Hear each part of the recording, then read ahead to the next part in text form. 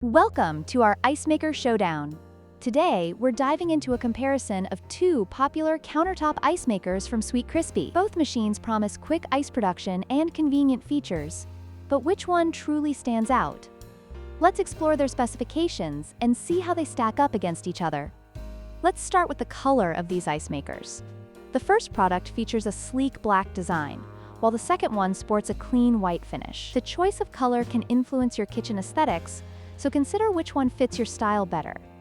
Next, we compare the weight of these machines. Product 1 weighs 15.4 pounds, making it slightly heavier than Product 2, which weighs 13.7 pounds. If portability is a concern for you, this difference might be worth considering. Finally, let's look at the water tank capacity. Product 1 has a larger tank at 1.5 liters compared to Product 2's 1.2 liters. This means Product 1 can hold more water, potentially allowing for more ice production before needing a refill. In conclusion, both Sweetcrispy ice makers offer impressive features and performance. Your choice may come down to color preference, weight considerations, or water tank capacity. We hope this comparison helps you make an informed decision. If you found this video helpful, please like, share, and subscribe